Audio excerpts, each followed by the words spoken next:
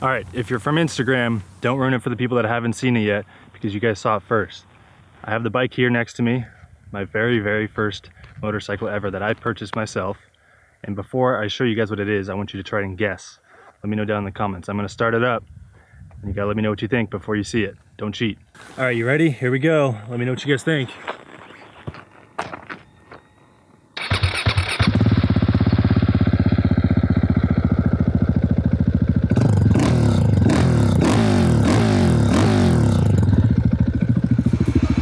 What do you think it is?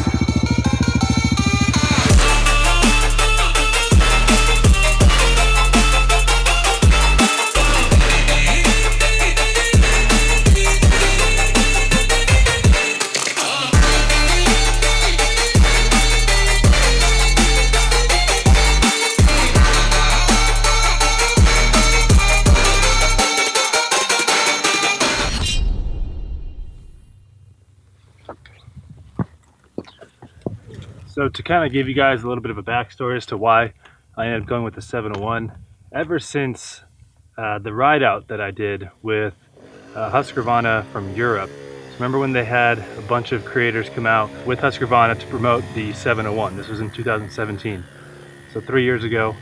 And they invited me to be a part of it by just, helping to take photos and create content. And we created an amazing video here at the Snake, which is why I wanted to bring this here because it's such a memorable moment for myself. And to finally be in ownership of this bike, of the 701, is honestly pretty big for me and very important, just because I kind of set my mind on it for so long.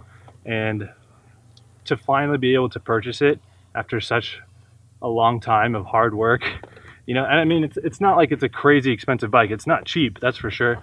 So this bike is, I believe it comes $12,000 new, 2018, I'm not sure. But then the previous owner, Brett, put about $9,000 of mods into this bike. It's got a tune, it's got acro exhaust, it's got headers, new brakes, I believe a new headlight, and a bunch of other miscellaneous parts, which I'll go into in the future. I'm waiting for a full list of mods from him. He's looking it up. He did it all at once, which is pretty crazy. But this bike is beautiful. Oh, and wheels, of course.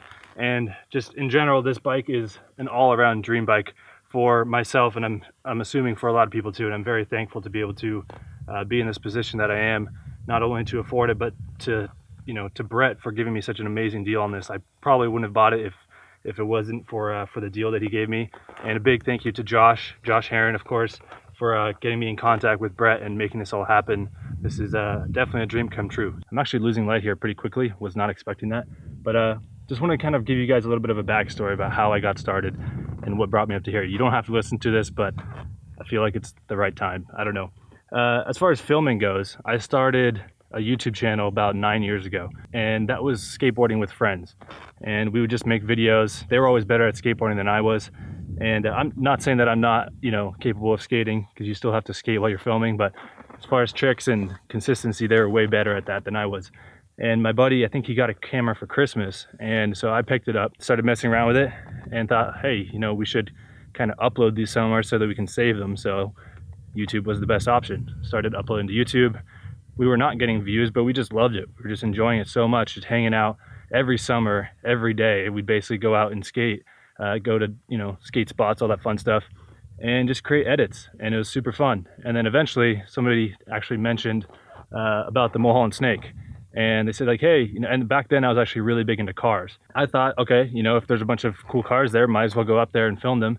And around this time, I was making money here and there, just shooting content for just random jobs, really like $250 jobs, really not that much. I wanted to kind of get more cars in my portfolio. So came up to the Mulholland Snake. Believe it or not, motorcycles were way more dominant up here than cars were. And that kind of led to me just shooting motorcycles more. And as I continued to shoot motorcycles, people were asking, where am I uploading this content? And I was like, oh, once again, I should probably do a channel. Started a YouTube channel, started uploading those videos of other people riding, and then I would start to slowly vlog and just kind of give you guys a behind the scenes look as to how I shoot, how I edit, things like that. And that kept growing. And I've always loved motorcycles, but being up here, being surrounded by other people that are, kind of have that same mindset of an independent sport, but still wanting to be a part of something. The motorcycle community just gives that to a whole different level. Skateboarding is very similar to that. It's a very independent sport, but it's better with friends. And that's why I feel like there's that connection of skateboarding to motorcycles and filming is such a fantastic thing for me and has really propelled me forward. And I'm extremely thankful for that. Thanks to you guys too. The support that I receive from you guys is amazing. And I hope to continue to provide you guys with content that you guys haven't seen before, just something different, and give you guys something consistent to look at during the winter season while some of you guys are not able to ride. Beautiful weather here in California. It's currently November, middle of November, and it's like 75 degrees outside right now. Can't complain. But yeah, I just want to say thank you to all of you guys for supporting me, and I'm very excited to continue moving forward and share some content with you guys that it's from a different perspective. So yeah, other than that, subscribe, hit the like button if you enjoyed the video. If not, leave a dislike, and I will see you guys in the next one. See you guys.